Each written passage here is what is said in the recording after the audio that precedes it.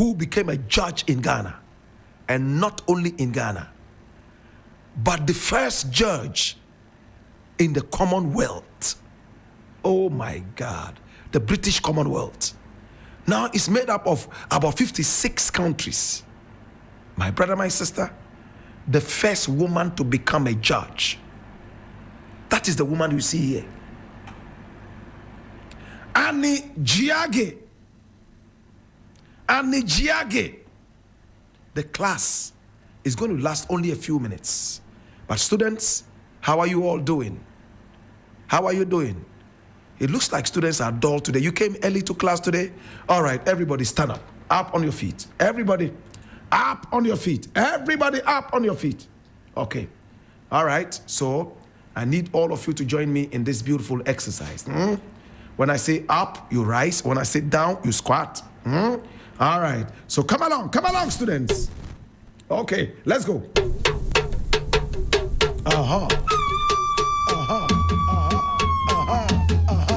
And up and down, and up and down, and up and down. To the left, to the right, to the left, to the right, and up and down, and up and down, and up and down.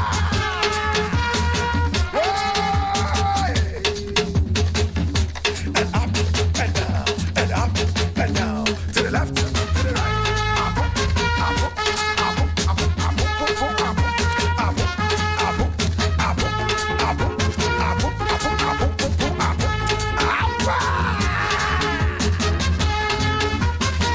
Students, are you ready for the class? Everybody up on your feet. Are you ready?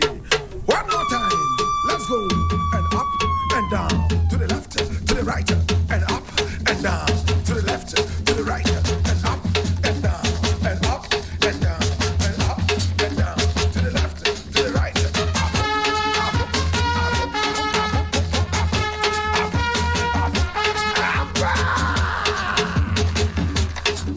Okay, everybody sit down, sit down, sit down. Thank you so much.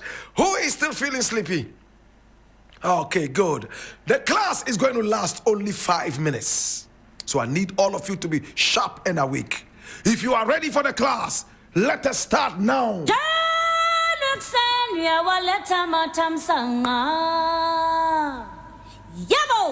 Now today we are talking about the woman whose photograph you see right here. Annie Jiagge. Annie is spelled A-N-N-I-E. Ruth is R-U-T-H. Jiagge is J-I-A-G-G-E. She was born, my brother, my sister, in Lomé, in French Togoland, on the 7th of October 1918. 9 years after Kwame Nkrumah was born. She was born in Togo. Her parents were Henrietta Baita, a school teacher, and of course Robert Domingo Baita, a Presbyterian minister. So Robert and Henrietta birthed her on the 7th of October 1918. She was an Ewe woman. Ewe. My brother, my sister. Hi. She was a member of the notable Baita family. She was one of 8 children, though only Annie and her siblings, Christian, Lily, and William, lived to see adulthood. All of them died. All of them died. Out of the 8, only 3 of them survived. In fact, 4 of them, I beg your pardon. Christian, Lily, William, and Annie. 4 of them died before they reached adulthood. My brother, my sister, this woman at a very early age just loved education. She went to school in Keta. Oh yes, she did. My brother, my sister, she did. Her parents were educationists, so they wanted to be sure that their children would have the best of education. Her parents wanted her to have English education and not French education. Remember, she was born in Togoland. French Togoland.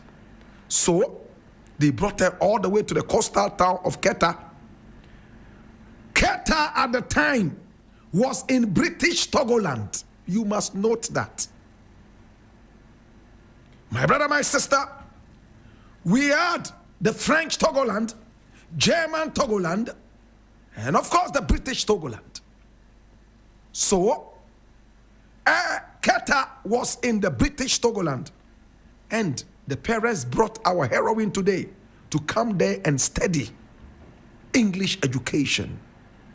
From there, she went to Achimota College and earned her teacher's certificate in 1937. She became the headmistress and teacher at the Evangelical Presbyterian Girls' School from when she finished school. From 1940 to 1946, 6 solid years. Now, there was a flood that came in and washed the whole Evangelical Presbyterian Girls' School off and away into the ocean. My brother, my sister, the girls had to move and relocate in the Evangelical Presbyterian School for boys. So from girls to boys. But the school got overcrowded. And Baita knew it would be difficult to find funding for new buildings. So what did she do? She approached the Evangelical Presbyterian Church Choir and transformed it into a drama group that put on the George F. Rule musical called David the Shepherd Boy. The performances were so successful, and the group was invited to perform in major Gold Coast cities and in Togo. Baita was able to raise funds by just using the church's choir to build a new school for the girls in 1945. Jesus. 5 years after, the building came down.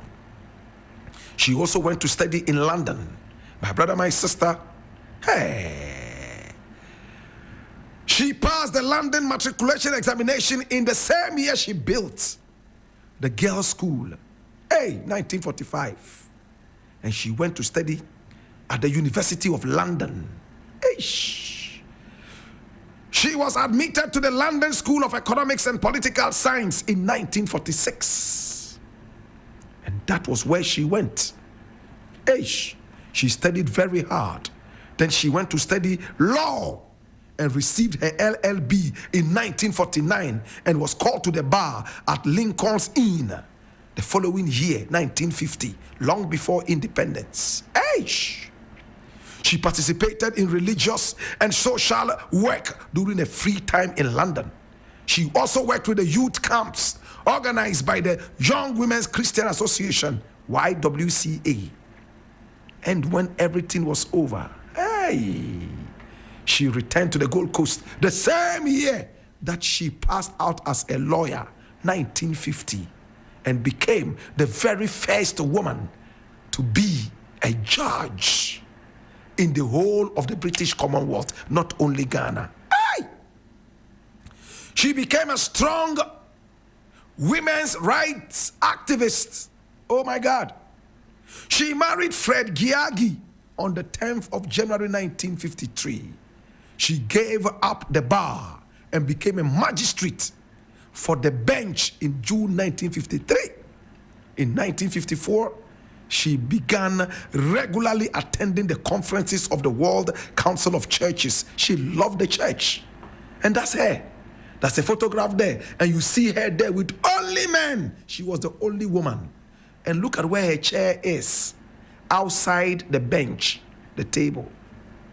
Can you see her? She was powerful. Aish. And she said in her own words, "Injustice eats me internally. I get very restless when I come in touch with it." Oh, Jesus, have mercy. This was the woman she was. My brother, my sister, powerful and strong. Jesus. My brother, my sister, this is it. Hear me now. My brother, my sister, This woman was so interested in women's activities. She secured an audience with the Ghanaian president, Kwame Nkrumah, and convinced him of the project's importance. What project are we talking about? She wanted to provide accommodation for women. Free accommodation. Once you are a woman, hey, you have accommodation. And Nkrumah was convinced. She spearheaded a successful campaign in 1961 that raised substantial funds for the YWCA Women's Hostel. That year, she became a judge of the High Court of Justice from 1961 all the way to 1976. She was a council member of the University of Ghana. And in 1962, she was appointed to represent Ghana on the United Nations Commission on the Status of Women. She was all about women. My brother, my sister, she met princes, kings, and queens, and she was instrumental in the declaration of what? The Convention of the Elimination of All Forms of Discrimination Against Women in 1979. She fought for women. Hey, she was all about women. She also became a part of the Women's World Banking. Hey, my God. She got money for that bank and it was established. My brother, my sister, she was a true fighter of racism. My brother, my sister, domestic violence against women and even more, and put women on the pedestal. My brother, my sister, she served on Ghana's Council of State in 1993. She died on the 12th of June, 1996, 3 years later in Accra. The Justice Annie Jiagge Memorial Lectures were established by the Ministry of Women and Children in 2009. A boarding house, the Annie Jiagge House, formerly House 17, at her alma mater, Achimota School, was named in her memory. So when you go to Achimota School, there is the Annie Jiagge House. She won so many awards. She died on the 12th of June, 1996. Today we remember the stalwart of our democracy and rule of law. She died in Accra at the age of 77. Mami Waebi. Mami Waebi. Yeah, Mami Wuni Yamin Kowate. Mami Waebi. Oh, Mami. Minubeko. Mami Minubeko Wate. Mami Minubeko. Mami. Yeah, Mami. Missy Minubeko Wate. Minubeko. In the burden of knowledge, I ask you. Now that you know the story of Annie Ruth Jiagge, what would you do? Bianani ole mini obafe yenzunda kagane mezaka yine yeyampa bango bokaya nang fifia yenyanu kaina wo bana ehu ebe den lele anjima singa be kunne lele anjima singa beri. Great black woman, today we remember you. You have been a game changer. We love you. This is 3FM.